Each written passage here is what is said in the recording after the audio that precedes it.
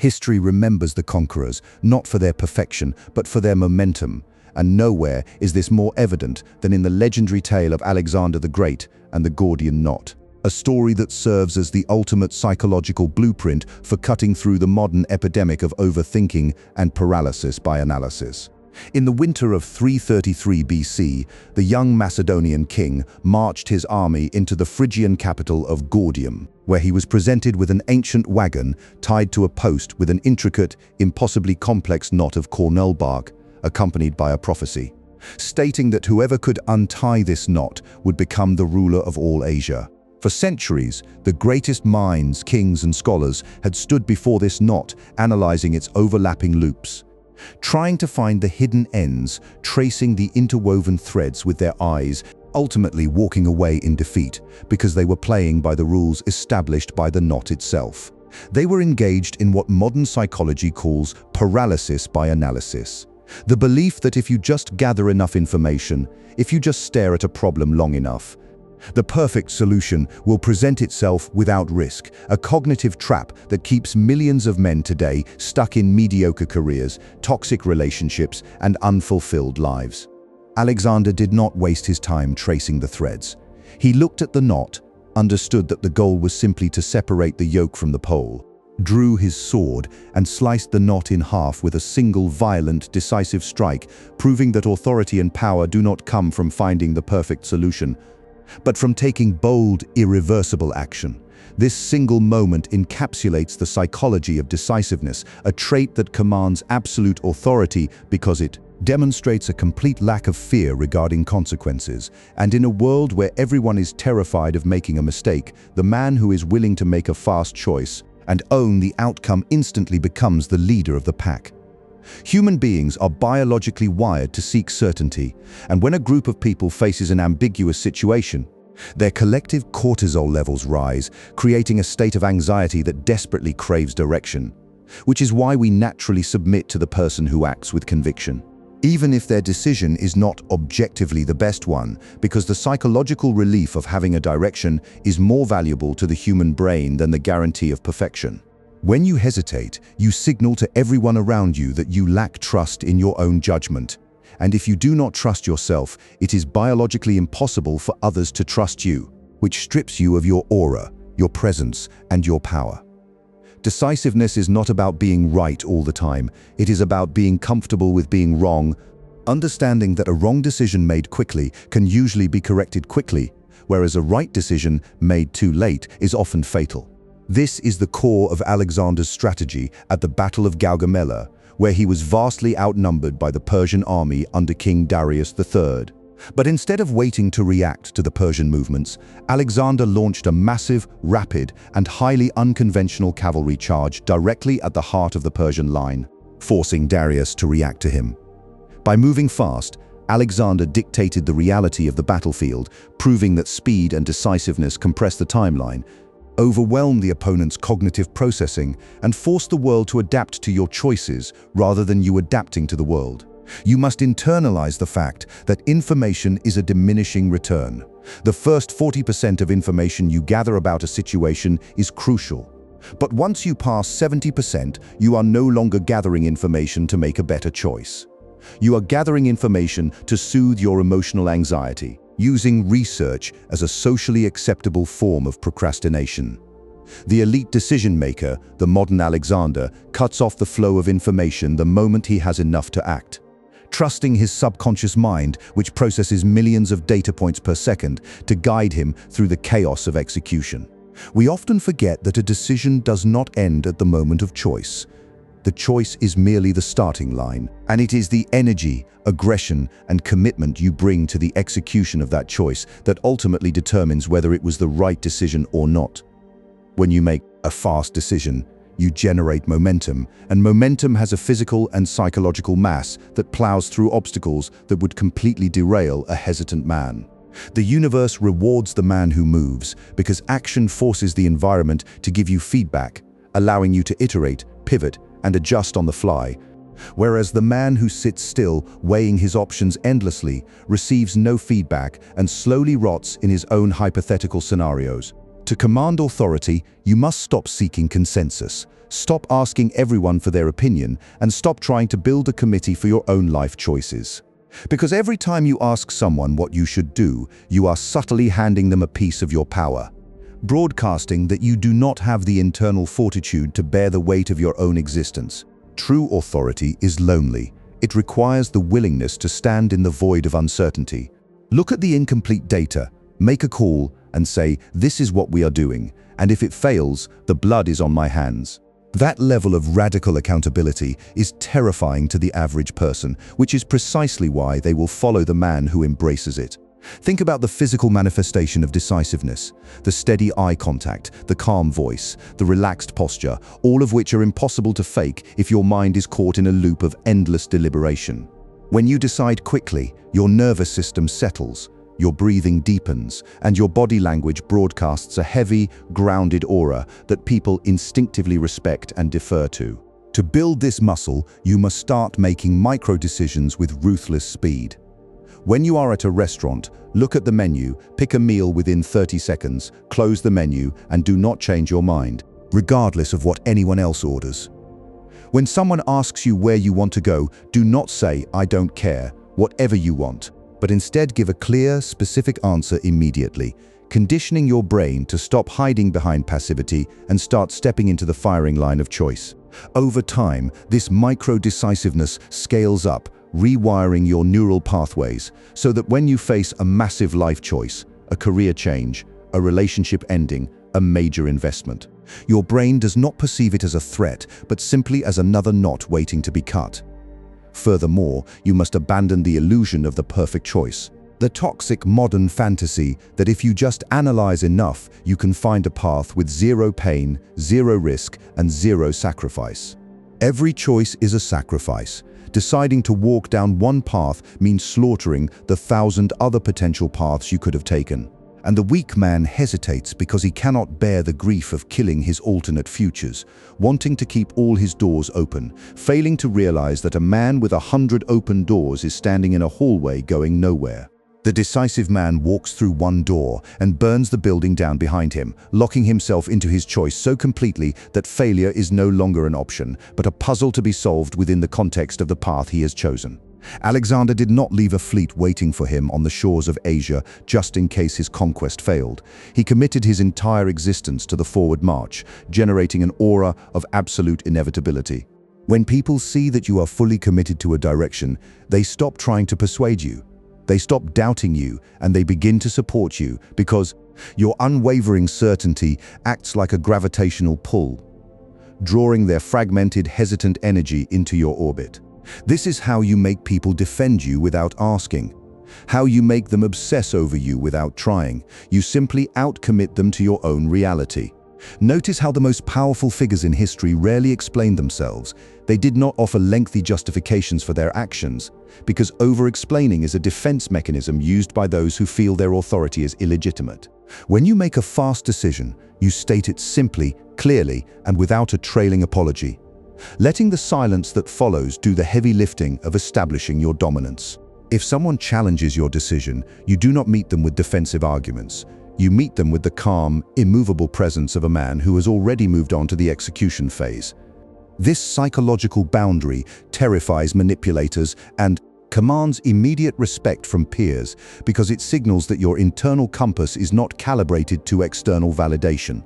There is a profound psychological peace that comes from making a choice and letting it die in your mind, refusing to reopen the case, refusing to entertain what-ifs, and dedicating all your cognitive resources to making the chosen path work.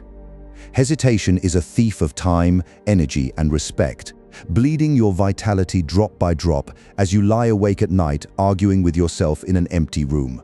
To defeat this, you must adopt the philosophy of amor fati, the love of fate, understanding that whatever happens as a result of your decision is exactly what was supposed to happen, an opportunity for growth, a lesson in resilience, and a necessary step on your journey to mastery. When you accept that you can handle the worst-case scenario, the fear of making the wrong choice evaporates, leaving behind a cold, sharp, calculating clarity that allows you to slice through the noise of the world. Imagine the feeling of the sword in your hand, the weight of the steel, the tension of the knot before you. The crowd is watching, whispering, doubting, offering 100 different theories on how you should proceed. You do not listen to them. You do not engage with the complexity of the knot. You simply raise the blade and strike. That is the essence of psychological dominance. It is the refusal to play games designed by others. The refusal to be bound by the parameters of the problem as it was presented to you, and the audacity to impose your own framework on reality. Authority is not given. It is taken by the man who is willing to act while everyone else is still thinking.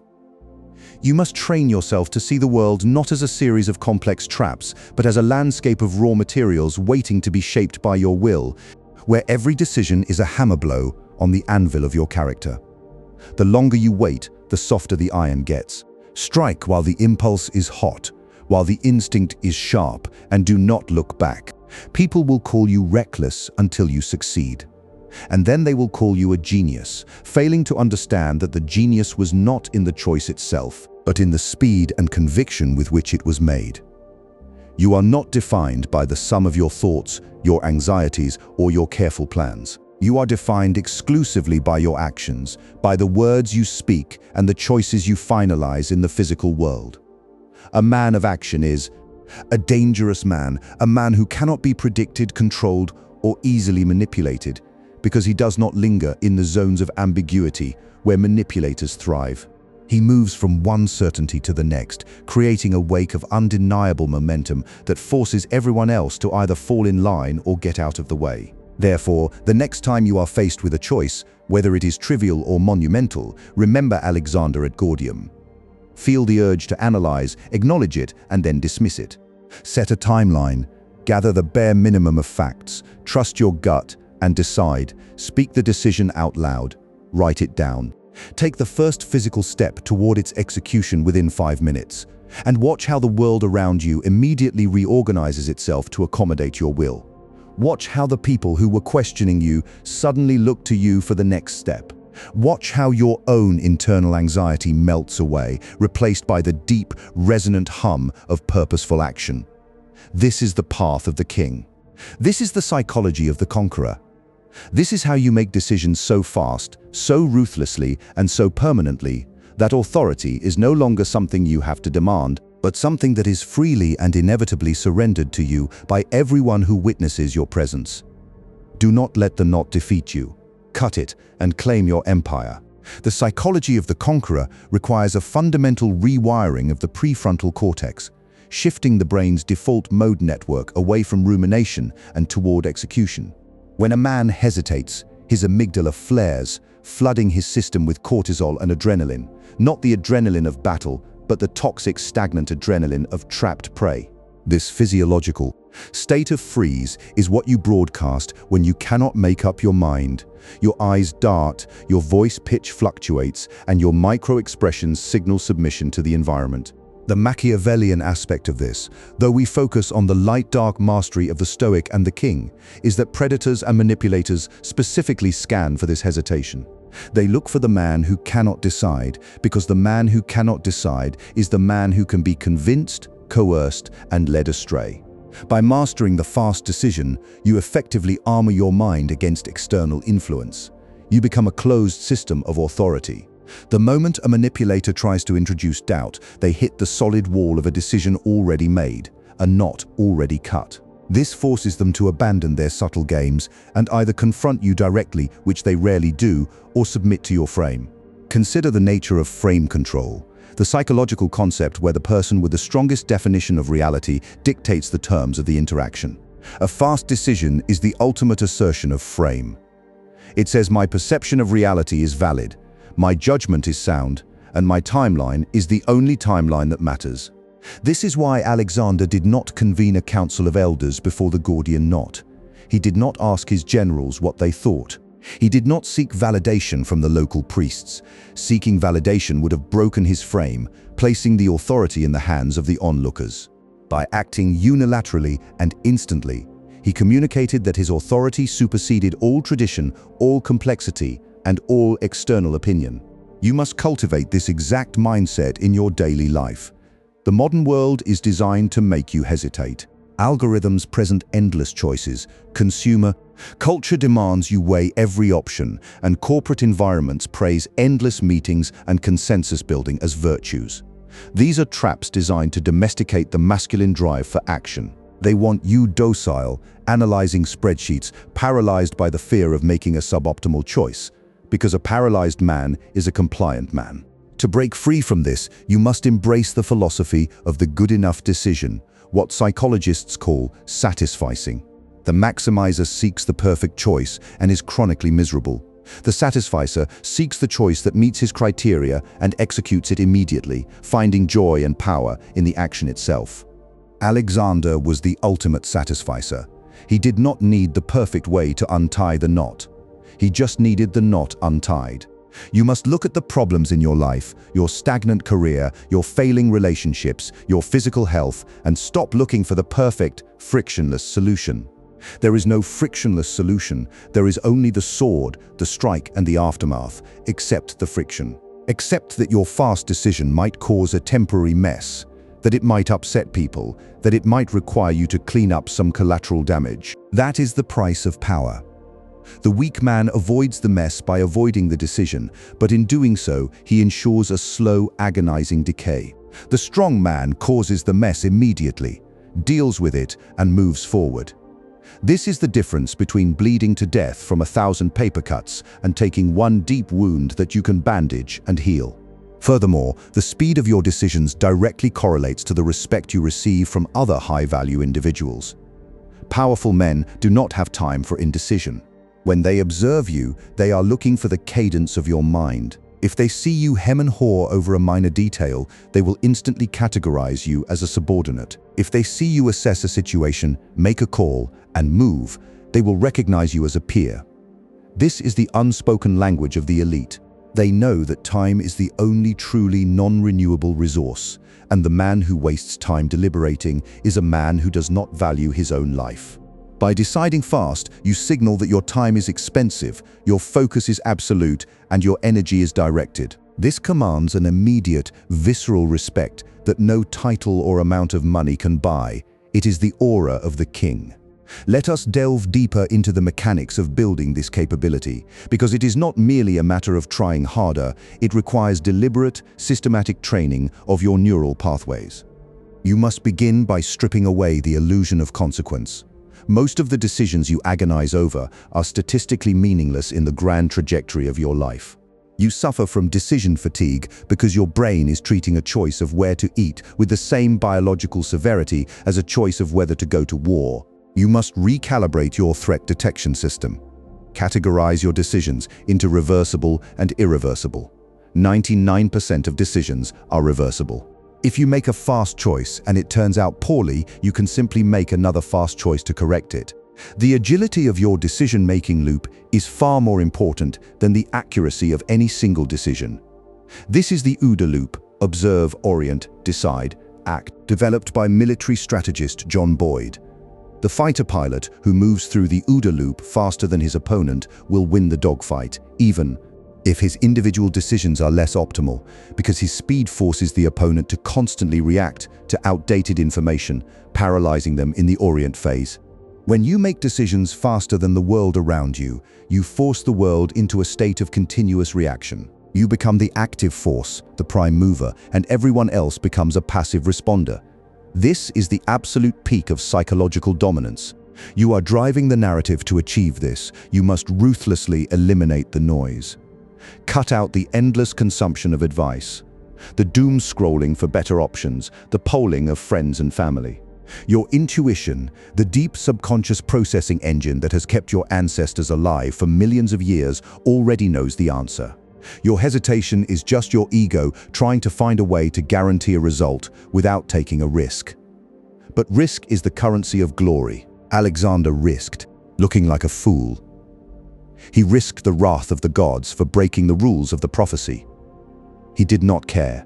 The vision of a conquered Asia was stronger than the fear of a ruined reputation. You must find that vision within yourself. What is the goal that is so magnificent, so vital to your existence, that it makes the fear of a wrong decision irrelevant? Once you anchor yourself to that purpose, the knot ceases to be a terrifying puzzle and becomes merely an obstacle in the way of your destiny. You don't untie obstacles, you destroy them. Imagine the psychological freedom of this state. Imagine waking up and knowing that no matter what complexities the day presents, you will not be bogged down. You will look at the problem, you will see the core of it, and you will strike. You will carry yourself with the relaxed aura of a man who trusts his own mind implicitly. This trust is not blind arrogance. It is the earned confidence of a man who has made 1,000 fast decisions and survived the consequences of every single one. You build this trust by doing. You start today. You find the one decision you have been putting off, the one knot you have been staring at for weeks, months, or even years, and you make the call right now. You do not wait for the end of this thought. You do not wait for tomorrow morning. You embrace the violent, liberating energy of the sword. You cut the cord and you step forward into the reality you have just created, commanding the authority that belongs only to the decisive. The aftermath of the cut is where the true psychology of leadership is forged, because the moment the knot falls to the floor, the prophecy shifts from a myth into your reality, and the weight of that reality rests entirely on your shoulders. Many men can make a rash decision in a moment of anger or panic. But that is not the swiftness of Alexander. That is the flailing of a drowning man. The decisiveness that commands authority is cold, calculated, and deeply grounded in stoic acceptance. When Alexander's sword severed the bark, he did not look around for approval. He did not ask the priests if his method counted. He sheathed his sword and looked toward the horizon, because his mind was already moving to the next conquest. The weak man makes a decision and then lingers at the scene of the crime, justifying his action, seeking validation from the bystanders, trying to manage everyone's emotional reaction to his choice. This instantly undoes the power of the decision. If you cut the knot and then apologize for the mess, you have handed your crown back to the mob. You must develop the psychological endurance to withstand the silence, the shock, and the potential disapproval that follows a fast, unilateral move. People are unnerved by radical decisiveness because it highlights their own passivity. When you act boldly, you hold up a mirror to their hesitation, and their natural defense mechanism will be to criticize your method, to call you reckless, arrogant, or unthinking. You must let these criticisms wash over you like water off a stone. Do not engage. Do not explain the mechanics of the stroke. The stroke speaks for itself. This ties deeply into the concept of emotional detachment, not in a dark, sociopathic sense, but in the elite, high-performance sense of being untethered from the immediate fluctuations of external validation. You must be deeply attached to your ultimate vision, but ruthlessly detached from the opinions of those who lack the courage to pursue it. Think of the psychological gravity this creates. When you make a swift decision and stand completely unbothered by the turbulence it causes, people cannot help but be drawn to your stability. They will begin to project omniscience onto you, because they do not understand how you could act with such certainty without knowing all the facts. They will subconsciously assume that you do know something they don't. They will assume you possess a higher level of insight, a hidden access to the truth. This is how the mythos of a leader is built. It is not built by being the smartest person in the room. It is built by being the most resolute. Your resolution becomes the anchor for their uncertainty. In group dynamics, whether it is a corporate boardroom, a family crisis, or a social gathering, the collective anxiety of the group will invariably attach itself to the calmest, most decisive figure. You become the lightning rod for their stress, grounding it and dissipating it through your action. This is the physiological basis of authority. When you step up and say, "We are going this way," you literally lower the heart rates of the people around you. You relieve them of the cognitive burden of choice, and in exchange for that psychological relief, they willingly grant you power. This is the invisible transaction that occurs in every leadership scenario, and it is a transaction that the overthinker is completely blind to because he is too busy trying to solve the problem on a spreadsheet while the room is burning down. Alexander understood this on an instinctual level. His men followed him not just because he was a tactical genius, but because he never infected them with his own doubts. If he had stood before the Gordian knot for 3 days, sketching diagrams and holding meetings, the morale of his army would have plummeted. They would have seen a mortal man struggling with a puzzle. Instead, they saw a demigod who refused to acknowledge the parameters of the puzzle at all. You must strive to embody that archetype in your own domain. When faced with a complex, multi-layered problem, a knot of conflicting interests, emotional baggage, and logistical nightmares, do not allow yourself to be pulled into the labyrinth. Step back, elevate your perspective. What is the ultimate objective? For Alexander, it was not untie the knot, it was fulfill the prophecy to rule Asia. The knot was a false barrier, a distraction. Most of the problems you are overthinking right now are false barriers. They are secondary or tertiary issues that your mind has inflated to avoid doing the actual terrifying work of moving forward. Your fast decision is the sword that cuts through these false barriers. You must train yourself to identify the core objective, isolate it from the noise, and strike directly at the heart of it. If your objective is to leave a toxic job, the knot is the fear of financial instability, the guilt of leaving your team, the anxiety of a new interview process. You could spend years trying to untie that knot, addressing every single fear perfectly before you make a move. Or you could cut it. Send the resignation email, force yourself into the fire, and trust your ability to navigate the consequences. The moment you press send, the anxiety of the decision evaporates, replaced by the immediate, pragmatic necessity of action. You transition from the passive realm of imagination, where fears are infinite, into the active realm of reality, where problems are finite and solvable. This transition is the secret to psychological dominance. The man who lives in reality, dealing with finite problems through decisive action, will always overpower the man who lives in his imagination, fighting infinite ghosts. Furthermore, fast decision-making cultivates a specific type of neuroplasticity. Every time you cut a knot, you reinforce the neural circuits associated with agency, courage, and self-efficacy. You literally change the physical structure of your brain, making it easier to act decisively the next time. Conversely, every time you hesitate, every time you defer a choice, you reinforce the circuits of anxiety, dependency, and avoidance. You are constantly training your brain, whether you realize it or not. The man who hesitates is training himself to be a victim of circumstance. The man who decides is training himself to be a conqueror of fate. Therefore, view every minor decision in your day as a repetition in the gym of psychological power. Do not let small choices linger. Reply to the email immediately. Choose the clothing instantly. Make the phone call without drafting a script in your head.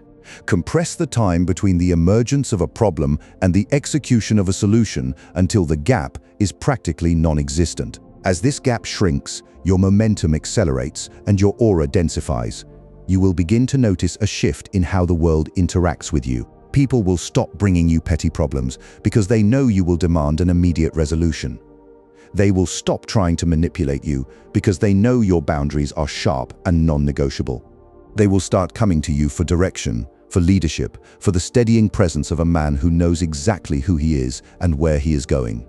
This is the ultimate yield of the Alexandrian mindset. It is not just about moving fast, it is about living with absolute unapologetic intentionality. It is about taking the raw, chaotic material of existence and carving your signature into it with the blade of your will. The Gordian knot is waiting for you. It is sitting in the center of your life right now, tangled with excuses, fears, and the accumulated baggage of your past hesitation. You know exactly what it is. You have been staring at it for long enough. The time for analysis is over.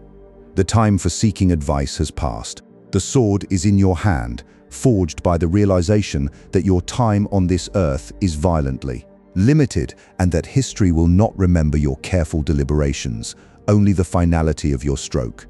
Raise the blade, embrace the consequences, cut the knot, and let the world bow to the momentum of your decisive power.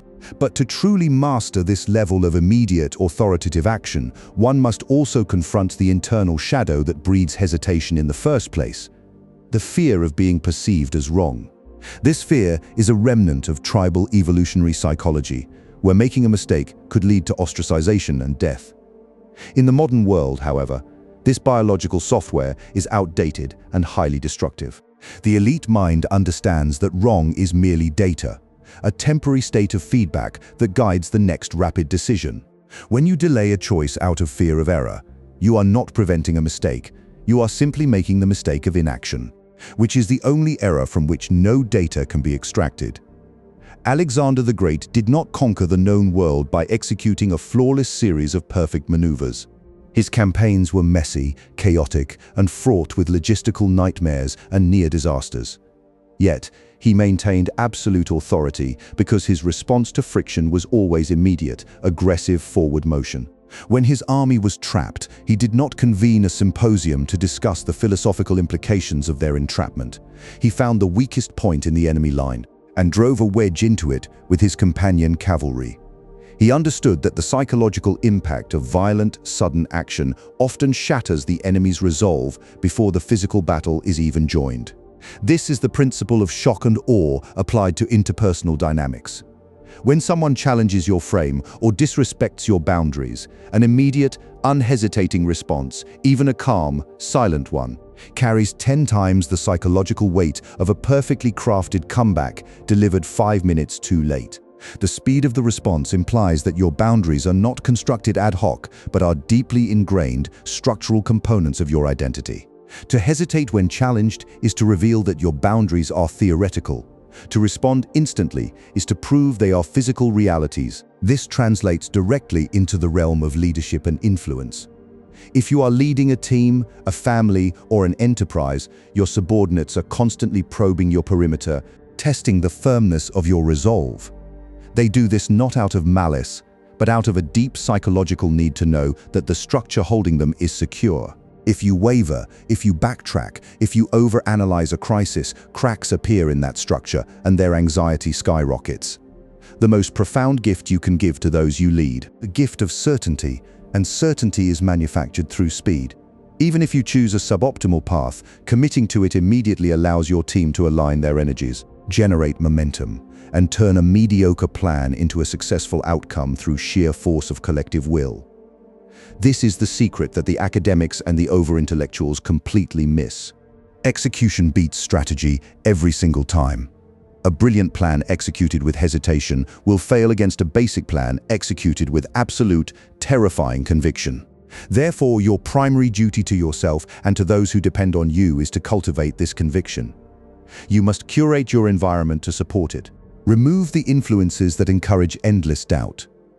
Distance yourself from chronic overthinkers, the perpetual skeptics who find a problem for every solution. Their energy is infectious, and it will dull your blade. Surround yourself with men of action, men who value results over rhetoric, men who understand that life is too short to stand in the courtyard staring at the wagon. You must also discipline your own mind through the practice of extreme ownership. When you make a fast decision, you must simultaneously accept total responsibility for its outcome. Blame is the refuge of the slow and the weak. If you cut the knot and the wagon collapses, you do not blame the sword. You do not blame the knot, and you do not blame the prophecy. You own the collapse, you build a new wagon, and you keep moving. This radical acceptance of responsibility removes the psychological weight of the decision.